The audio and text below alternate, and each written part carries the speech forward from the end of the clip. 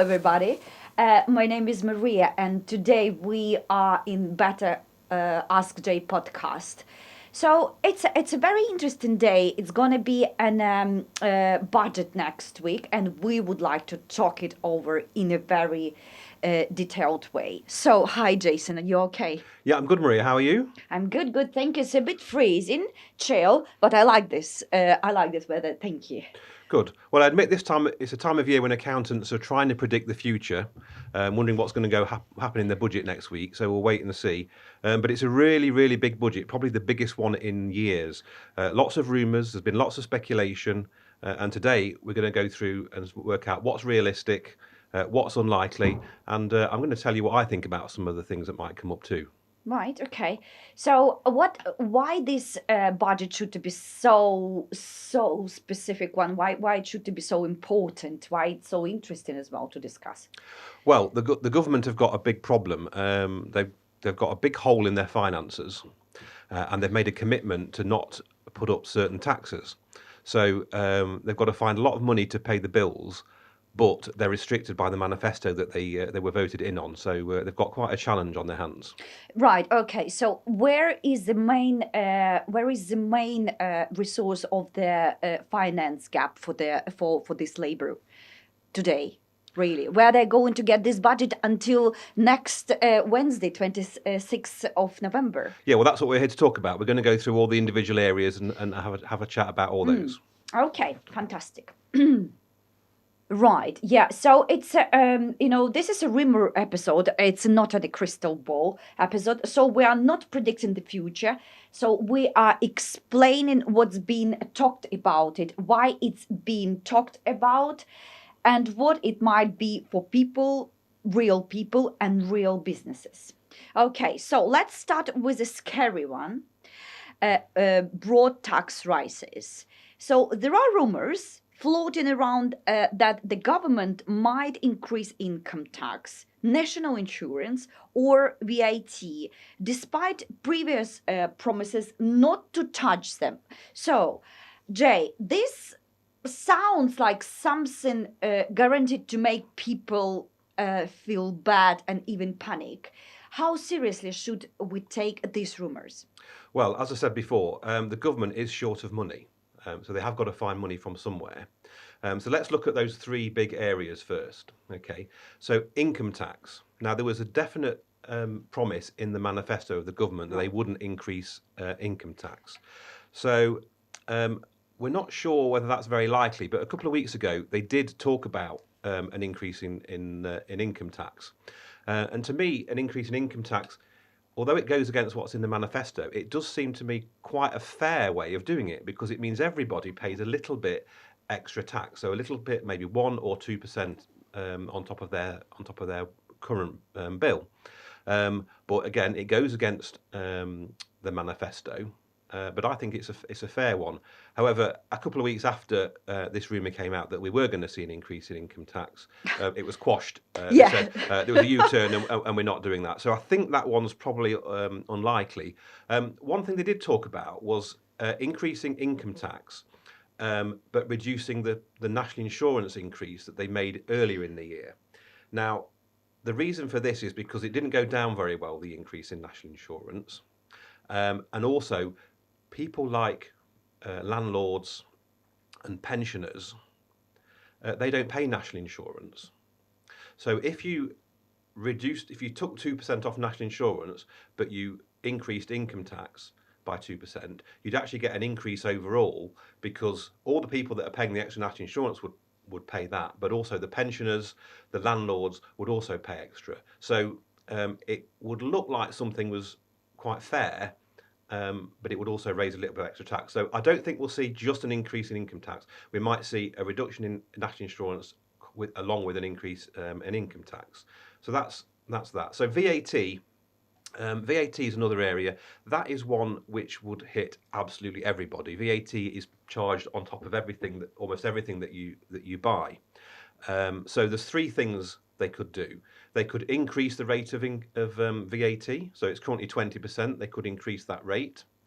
They could reduce the registration limit. That's the amount above which you have to be registered for VAT, or they could extend the scope of VAT.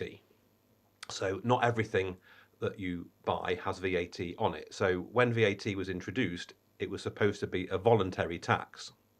So that's why there isn't any VAT on children's clothing. There's no VAT on food.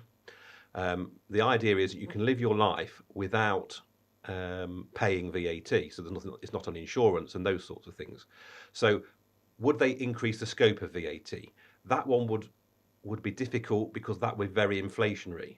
If you put VAT on food, every single household in the country, their food bill will automatically increase by 20%. So that's very inflationary, very unpopular, and of course people are already struggling with their food bills at the moment. So I think that one is unlikely. So an increase in the VAT percentage, again, I'm not sure how likely that is because it would be a big cost to everyone. Our VAT rate is broadly in line with the rest of Europe, so I don't think that one's too likely. My prediction on this will be that they would reduce the threshold at which you have to register for VAT. Now, currently, if you have to you register for VAT when your sales are over £90,000 a year. So if they reduce that to £30,000 a year, a lot more businesses would have to charge VAT on their services. Now, that sounds like a bad idea at first, but I've got a bit of it might be an unpopular theory actually, but I've got a theory that might not be a bad idea. You see, if you're a business that's doing turnover of 85,000 a year, you don't have to charge your customers VAT. So if you're a plumber and you're working for somebody and you're doing £85,000 a year, you don't have to charge them VAT. But if you're doing £95,000 worth of turnover a year, you do have to charge VAT on all of your sales. So all of a sudden, you're 20% less competitive than your competitors. So I call it a cliff edge. You have a guy who's running a business, he's going really nicely, and he gets a sort of £85,000 worth of turnover, and he thinks, well, hold on a minute, if I go over £90,000, I'm going to be worse off. So it prevents people from going that higher because their competition who aren't VAT registered are going to be able to do their prices cheaper. So if we drop the threshold to £30,000, pretty much all businesses will have to charge VAT. So that will reduce that anti-competitive situation between someone who's around £90,000 of turnover and someone who's £30,000 turnover. So I think that is the most likely thing to happen with VAT, that they drop the threshold. They can spin it the way I've just spun it to make it seem like a very reasonable situation. So that's my prediction on VAT. And then the other area of broad tax rates is national insurance. Now, national insurance, we had this increase last year. The employers' national insurance went up to 15%. And employee national insurance went up. So I don't think you'll see any changes in the rates of national insurance, but you may see an extension. So you may see people like landlords or people who receive dividends starting to pay national insurance on their income. Now, I don't believe that's fair. Well, no, hold on a second. I just need to clarify, right? This national insurance, and it seems like everybody's starting to whispering about it, yeah? So just tell me why the landlord really need to pay national insurance? Well, I don't agree with it. That's absolutely bit. National insurance is payable on earned income. Yeah. Okay. Exactly. So earned, and it's not earned income. Yeah. And so if you're a landlord, you don't use those services potentially that it pays for. Also, dividends, right? It's not a national kind of a thing, isn't it? For example, if I invest something into cryptocurrency, let me say, as a person. So what does it mean for me? So can they put on my dividends, which is I presumably can get through my investing activities, some national insurance tax?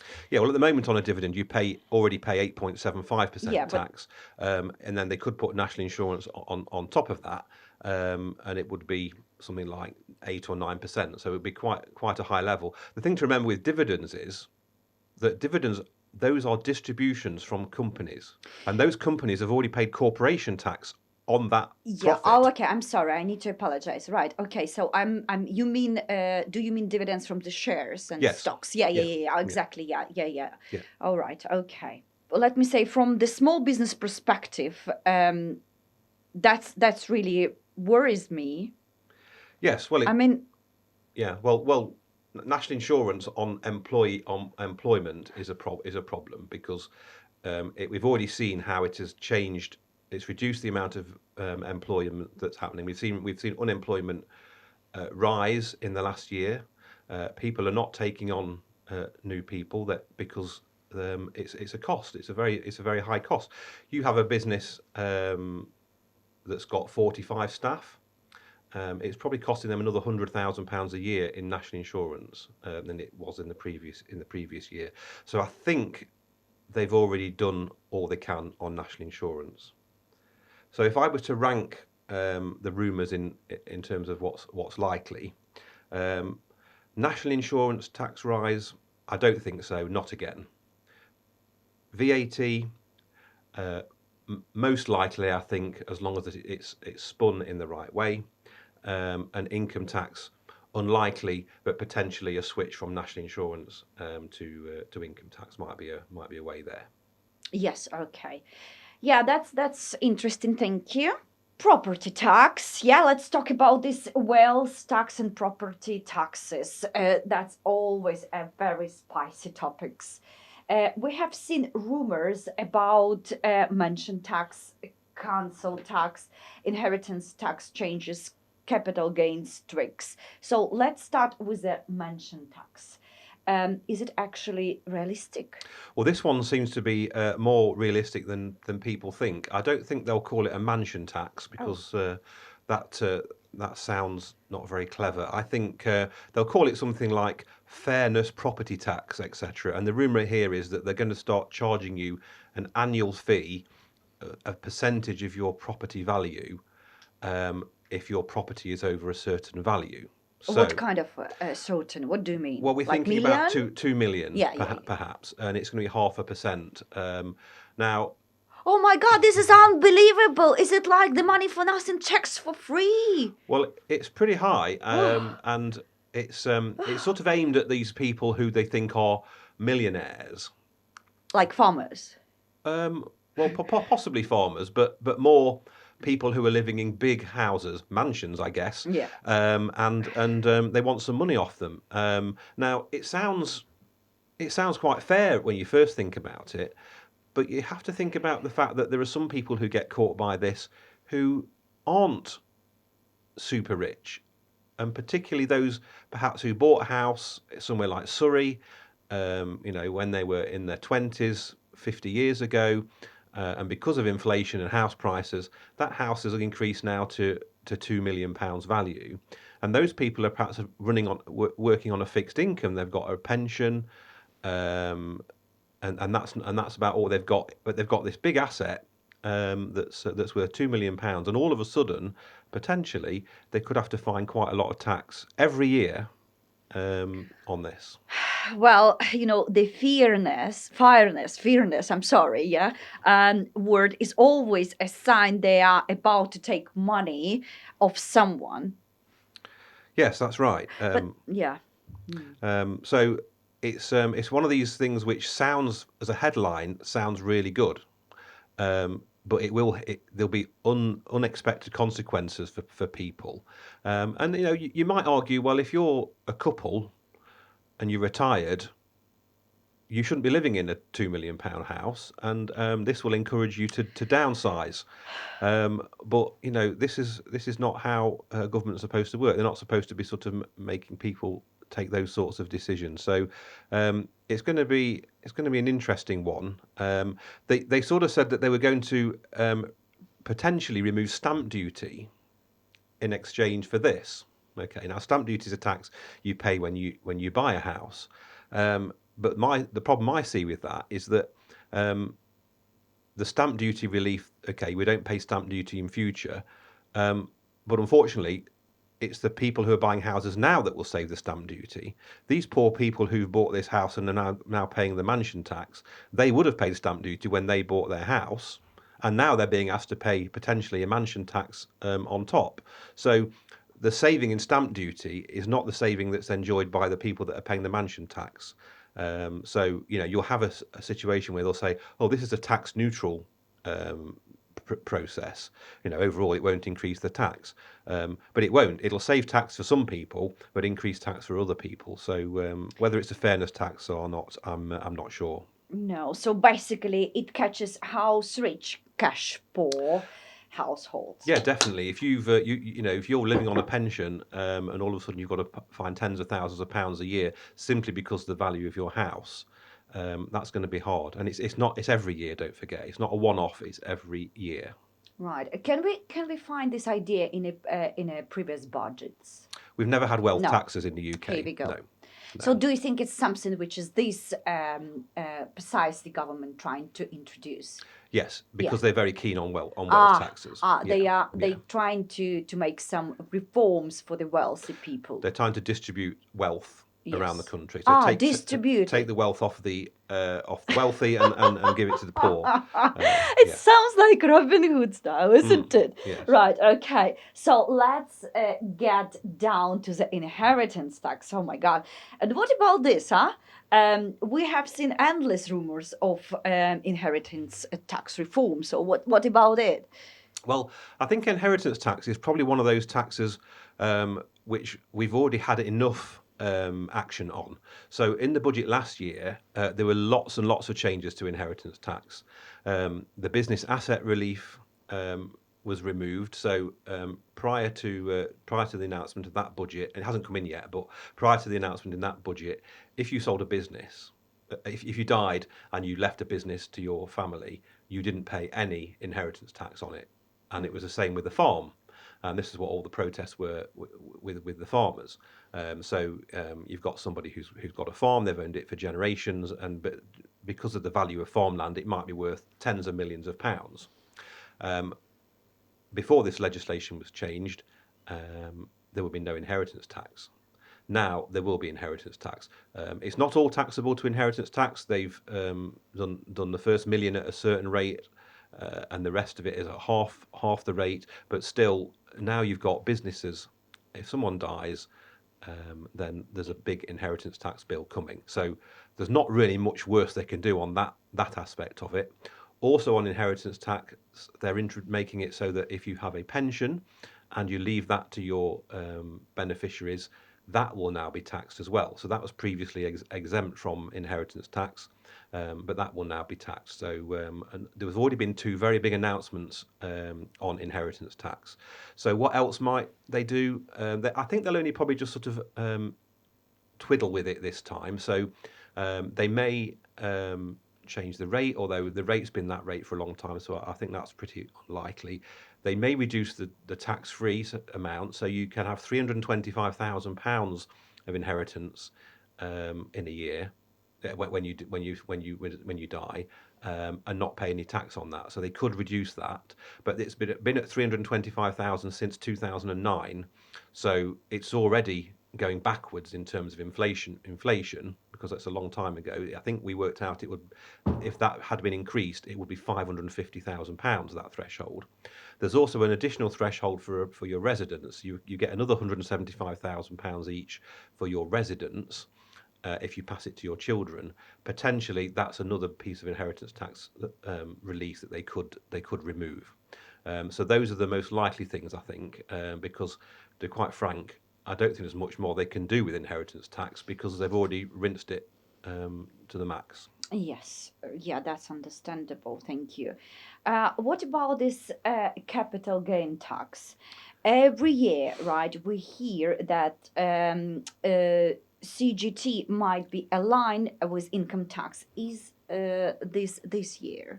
Well, I wouldn't rule it out, but it would be. I don't think it would be the right thing to do. So, just a bit of history on this one. So, income tax is taxed at the high rate of 40% or 45%. Capital gains tax is only taxed at a maximum of 24%.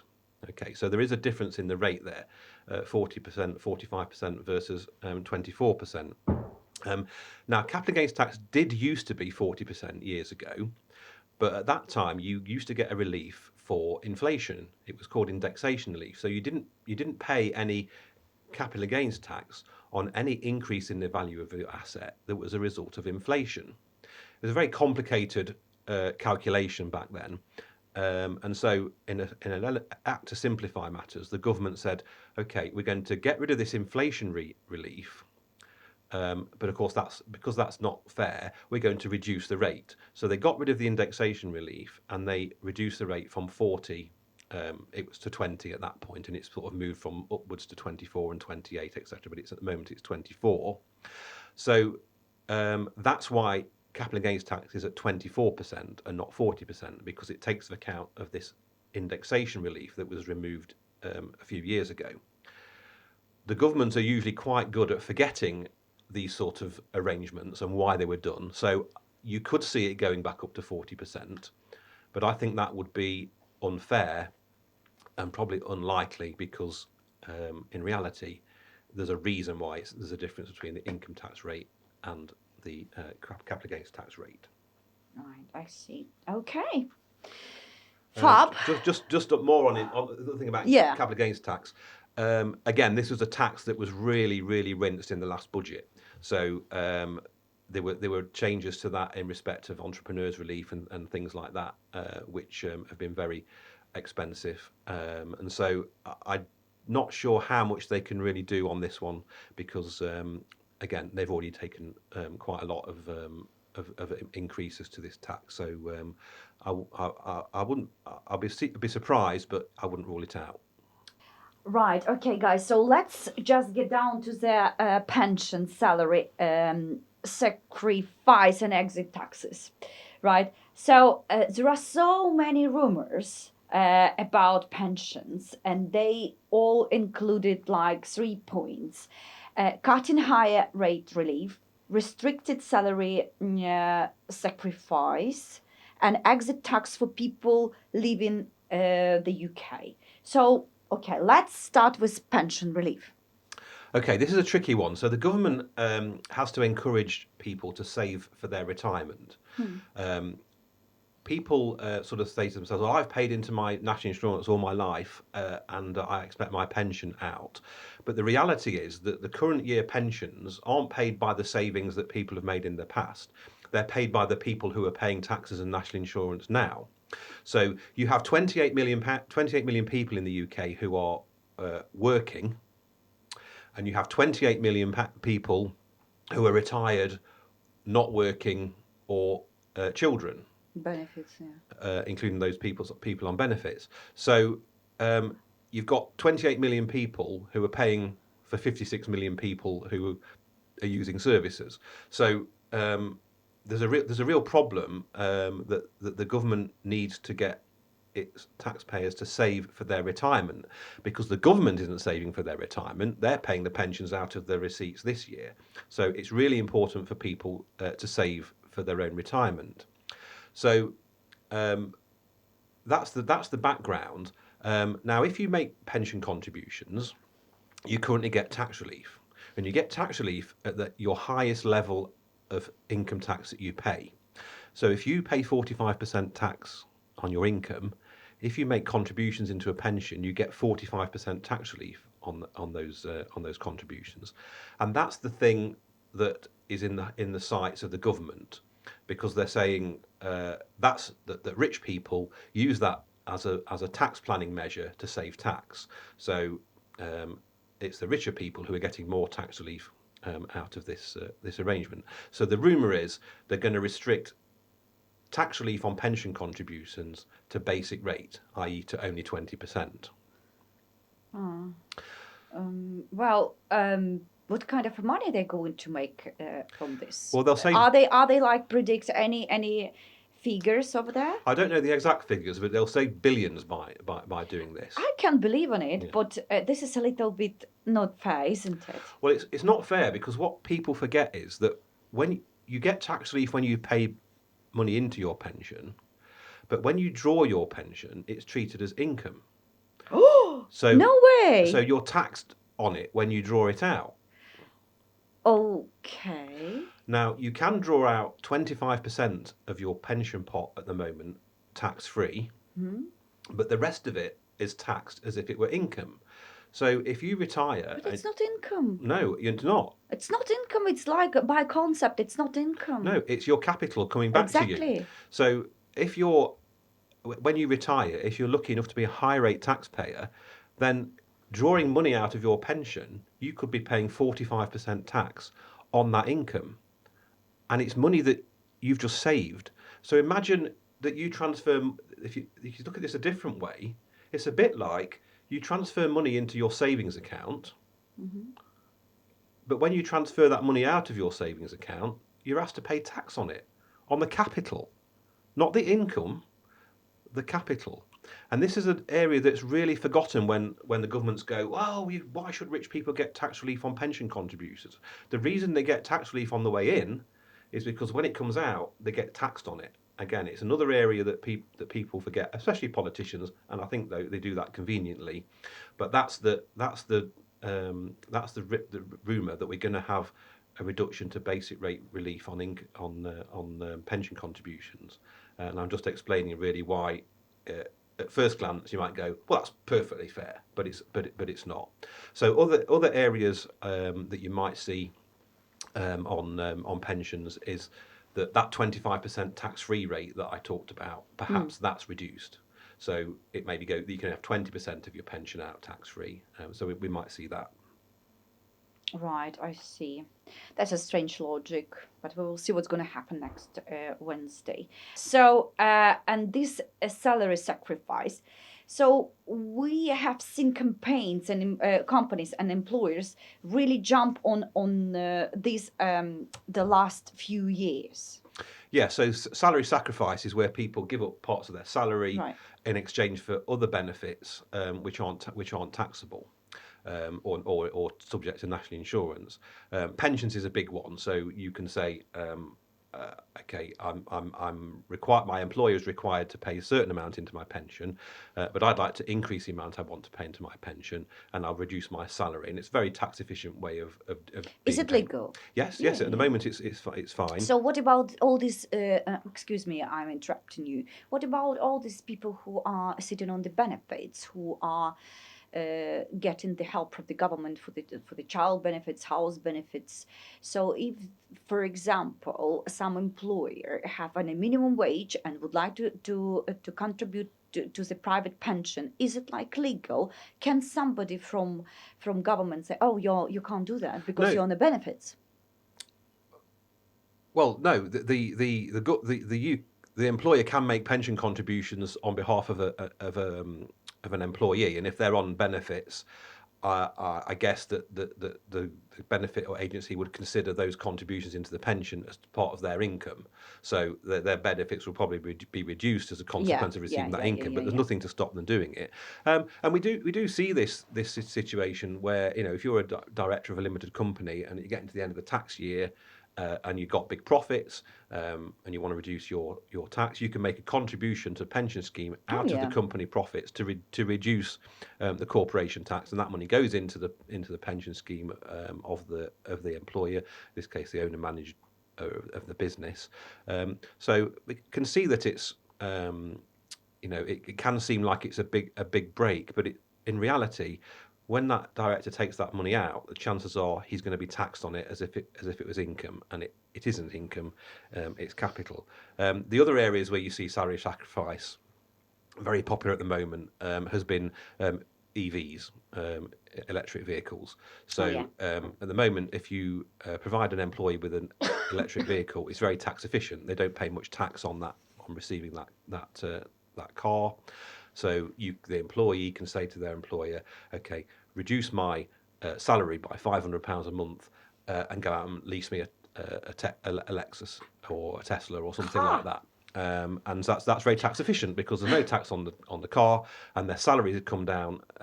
So that's something that we've seen happening, and we think that the government might have a look at that to see whether that's something that they want to stop. So that's what they might do on salary sacrifice. Right. Okay. So can I ask you this question about this electric vehicles? So during this year, right, 25 year 2025, how many cases did you notice that the businesses really making a decision to buy the electric vehicles just to reduce the tax pressure? Loads. I mean, I don't know the Right. number. I don't know the numbers, but absolutely loads. Right. Because it's very very tax efficient. Yes. And 2 or 3 years ago, I was talking to my clients, and I was explaining the benefits of buying a company electric vehicle, and they were running out of the door straight down to the Porsche dealer, buying a Taycan. I would like to be there. Yeah. Yes. So I just noticed that you like got the moment, I think, last year to predict this situation really about these vehicles and this is how it's going to be. And that's happened. That's good stuff, isn't it? Yeah. Right. Okay. Um, right. Let me just move to this another exit tax topic. Right. So yes, exit tax. Very dramatic policy. It looks good for the government. What they're talking about, what is an exit tax? An exit tax is, okay, people at the moment are, especially wealthy people, are leaving the country. Oh, yes, did you hear the last news? Oh my God. So in London, according to the BBC, excuse me, yeah, I need to just drop it in here. Guys, if you're listening us, just double stress on this a little bit of news. Just backing into a couple of months, BBC mentioned that more than 10 one of the most richest millionaires and billionaires in London left the country. Yeah. Officially, okay? It was a solid decision. So what do you think about it? Well, to me, so just if I just finish off what I was saying about the Yeah, I'm sorry. exit tax. So exit tax is if you leave the country, Yes. you pay a percentage of your assets to leave the country. What? So you need to... Oh my God, it's like a modern slavery. You Yeah. would like to leave? Yeah, you need to pay. Yeah. So you said, okay, I've had enough of this. I'm fed up of all these taxes. Yeah. I'm a millionaire, God. and I'm leaving the country because I'm fed up of paying all these taxes. And they go, oh, okay, that's absolutely fine. However, before you go, we'd like Jesus. 20% of your 20%. Yeah, So yeah. yeah. So what kind of amount of money we're talking about now? Well, if you've got 10 million pounds, So millionaires. yes. Yes. Oh, okay. Well, it's only so people don't leave the country unless they're very wealthy, because in order to leave the country to get out of the tax, you have to properly leave the country. Yes. So you can't just pretend and go and live in Spain and pretend you're living there or something. If you're going to move to Dubai, to a low tax area, you have to live there for most of the time. There are specific rules, but you can't do that. It doesn't work if you sort of pretend to leave. They will get you if you do that. So it only works really if you're very wealthy. Only people with perhaps 10 million pounds or more do it, because they have to completely change their life. Well, I know more people, not wealthy people, who just left the country because they can't afford to pay this tax. They kind of in their universe of they can't afford themselves to do that. It's much better to do something somewhere in a small island, okay, to sit in their kitchen all day, not working, okay, to sit on your pension and not to really bother about it. Yeah. But those people, if you got, so basically it'll be normally people with 10 million pounds worth of assets. So they'll pay 2 million pounds if they leave, if it's 20%. So that's to discourage. So they're sort of, it's like, well, we're going to increase the taxes for you millionaires. So you pay tax if you stay, but if you go, there's also a tax to go. So it's a bit naughty, I think, because it's like, well, we just have one last grab of your money before you go. High likelihood of it. How high is a likelihood? I think it's possible, but I think it's probably very low, because those people won't come into the country then to invest in the future, because if they've got to pay an exit tax, that will stop them doing it. So I think that's going to prevent investment in the UK. But I do know, I was speaking to a person yesterday, and he said he's very wealthy and he's got many clients who are ready to go, and they're trying to get out of the country before next Wednesday, so that if she brings it in, they don't get caught. Oh my God. Right, I see. What about tourist taxes?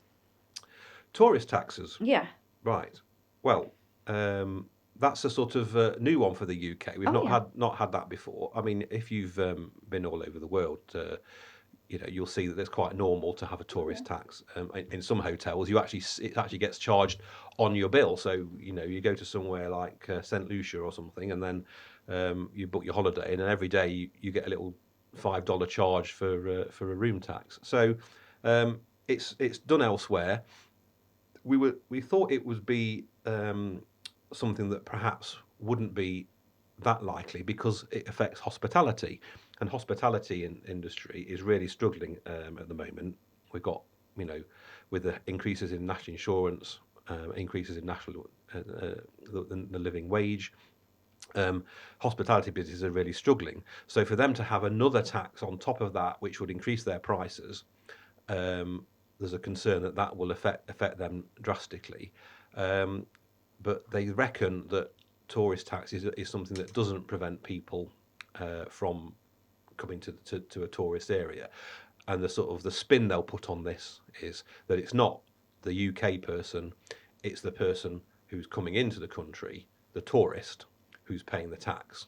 Oh, well, yeah. But I'm assuming that the tourist tax will be on every hotel. Of course. So those of us who are having a holiday in the UK, who live in the UK, will still pay this tourist tax. I don't think there'll be a tourist, I don't know, but I'd be surprised if there's a way for them to say, right, well, you're from America, you pay the £5 tourist tax. Jason, you're from Nottingham, you don't have to pay it. I suspect it'll be on everyone. So it won't be quite true to say that it's only the foreigners that are paying it. But I think that's how they'll probably spin it. Let's finish with the sales taxes because they are everywhere at the moment, and people might not realize how much freezing threshold costs them.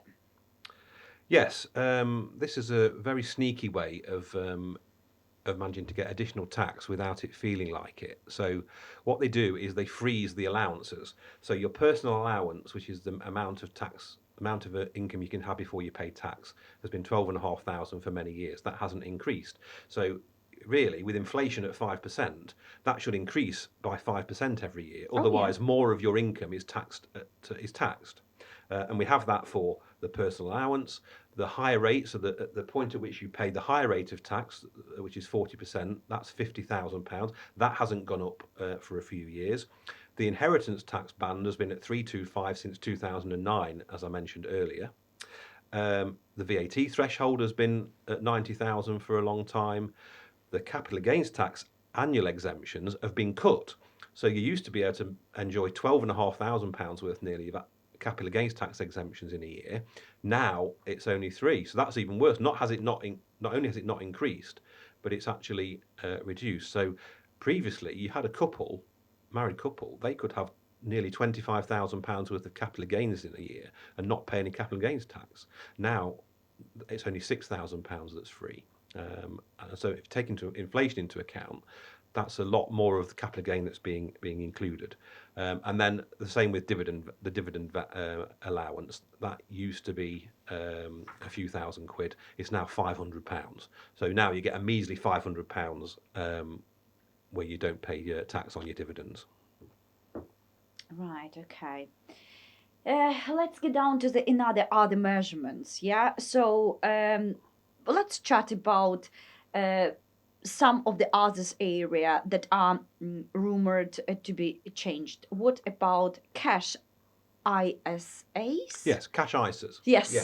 So at the moment, you can invest £20,000 a year into a cash ISA, and that interest on that ISA is tax free.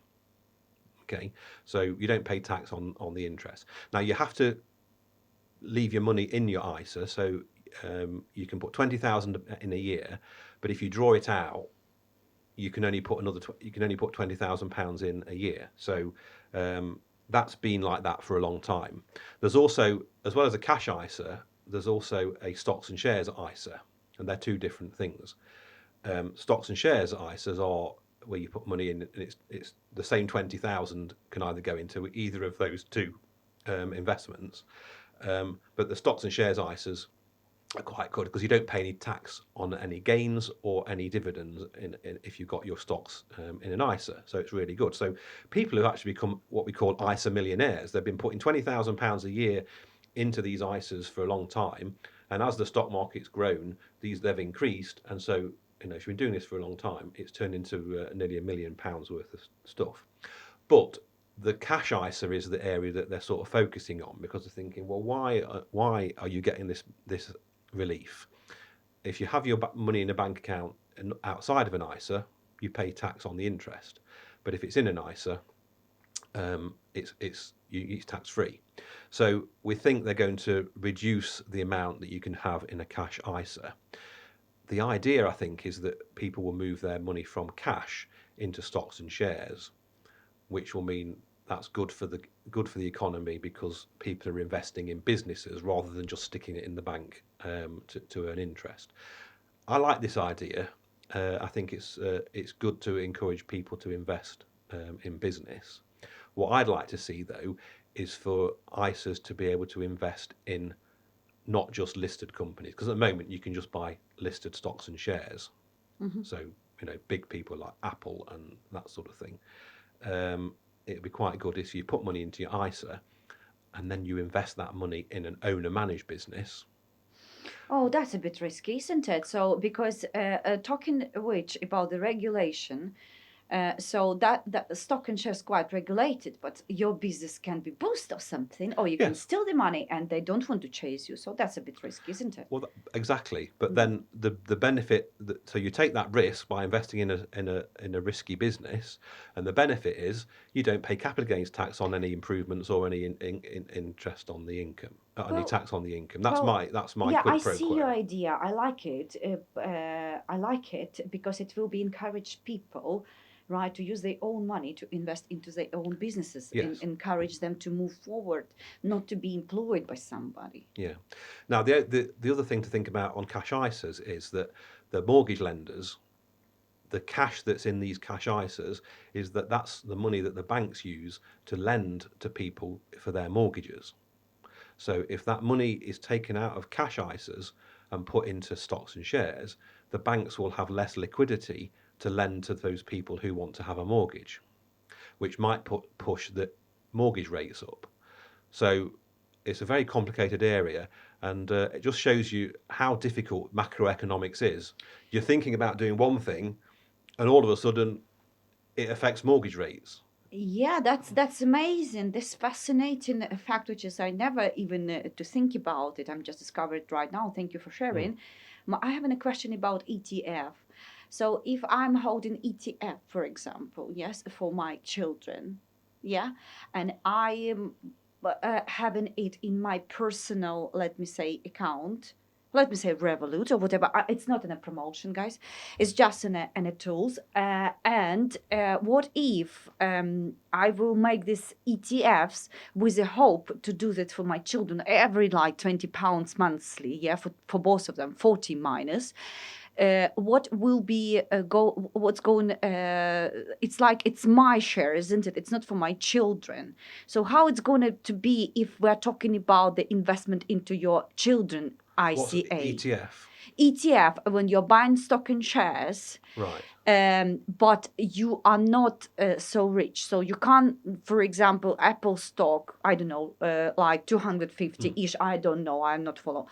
But you decided to invest into ETF, you put like 100 quid, and this, let me say, operator on the market buy for you a share of that, of that and that and that. That's a package, literally, of stock and shares, but you're doing that like in the shares. Right. This is ETF. Right.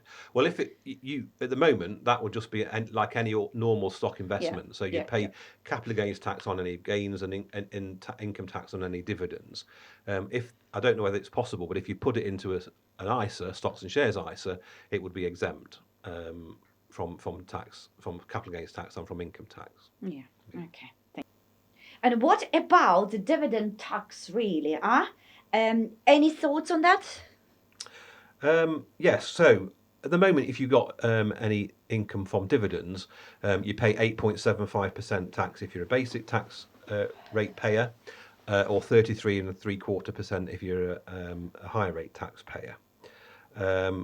So we probably could see a few changes on this. Maybe they put the rate up. The rate was increased by the Conservative government a few years ago, but I'm not sure what the justification would be to put the rate up, because it's not as tax efficient as it used to be to have a company and have dividends if you're spending all the money. So there's not much in it now between operating your business as a self-employment and operating as a company. If you spend all the money, if you reinvest the money, there is an advantage. So I don't think there's much scope for them to put up the dividend tax. But going back to national insurance, there is a rumour that they're going to start charging national insurance on dividends again, which is another thing that seems to be completely missing the point, because dividend is not earned income. But logic is not always something that is applied to the tax people these days. They're playing with the logic. So perhaps an increase in the rate, perhaps national insurance, but quite unlikely, I think. Yeah. So yes, okay. I have seen stories about pay per mile tax for cars. What that all about? Yeah. So this is a joke. No, well, it's a frog joke. What is that? Well, at the moment, if you have a diesel or a petrol car, you pay tax included in the price of your fuel. Yeah. What about electric? Well, that's the issue. So if you buy fuel, there's a tax in that. Okay. If you have an electric car, you don't buy fuel. You just fill it up with electric from your house. Exactly. So the problem is that the government have really encouraged people to get electric vehicles. Okay. So there've been loads of people get electric vehicles, particularly through businesses where it's tax efficient. And now all of a sudden, a high proportion of the cars on the road aren't paying this fuel duty on the fuel that they're buying, because they're not buying any fuel. So they've encouraged us to do this thing, get an electric car, and now they've thought, we're not getting as much tax because we're not getting this money. So, oh my God. Of course, that won't last. So they've got to get the money from somewhere. So they're going to introduce potentially a pay per mile scheme. So if you're an electric car driver, every year you'll have to work out how many miles you've done in a year and make a payment for that. I would not drive then. Well, we're thinking it's going to be 3 or 4 pence per mile. It's going to cost the average driver something like £250 to £300 a year. So it's still cheaper to have an electric car than it is to run a petrol or a diesel car. But it just seems to me as bad faith, because they encourage you to buy the car. Now, when you've bought the car and you've committed to that vehicle, and you can't just buy and swap and change your car every 5 minutes. So you've committed to buy an electric car, you're stuck with it for 3 years, and all of a sudden, the budget you had has been blown out of the water because it's another £300 a year for tax. So that's not fair. Well, it's have sense, because I do believe that you need to recycle this vehicle, electric ones, once you use it. And what about that? They need to charge something to be able to recycle, or the Tesla already paid for it, or what? I don't know what happens to all these vehicles. I'm not sure, but I do believe that the car producers who already produce the cars, they already pay something to reduce it. Right. Yeah, but I'm not sure. Okay, right. So, Jay, overall, what kind of a budget is this shaping up to be? Well, it's going to be a revenue-raising budget. I think it's going to be painful. I think they're going to try and deliver it with a friendly smile. But unfortunately, they need money, and it needs to come from somewhere. And if you object to any of the rules that they come up with, they will just say to you, well, it's got to come from somewhere. So where is it going to come from? What's your idea? Which is why I go back to what I said right at the very start. In some ways, just an increase in income tax is the fairest way to go, because everybody pays a little bit. The wealthy people pay more because it's a percentage of your income. So if everybody in the country pays 1% or 2% more, if you're earning 100 grand a year, you pay 2 grand a year more. If you're earning 10 grand a year, you pay £100. So everybody pays a proportion based on their income. So that to me is the fairest.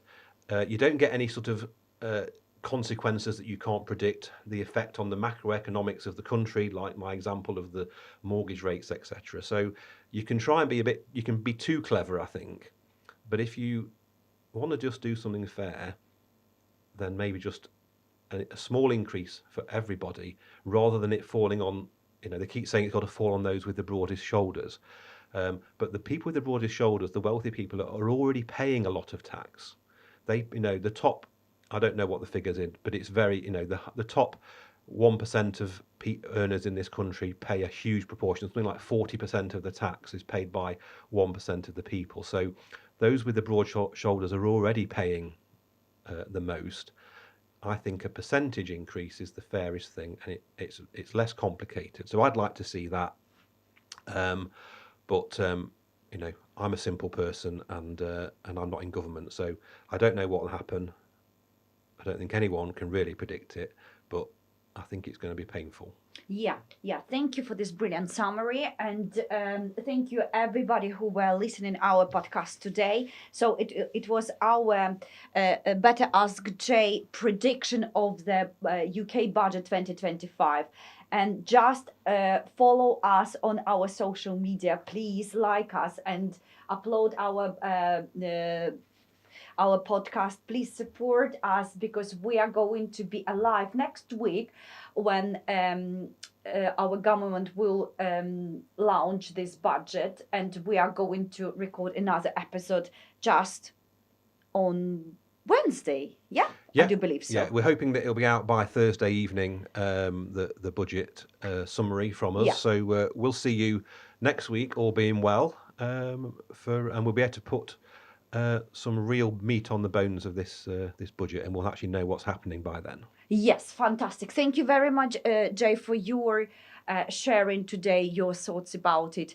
And I would like to welcome everybody to ask their question on our email, betteraskjay@gmail.com, and we will answer on your question, deliver the answer on your question next week. Thank you, everybody, and enjoy your day. Bye. Thank you. Bye.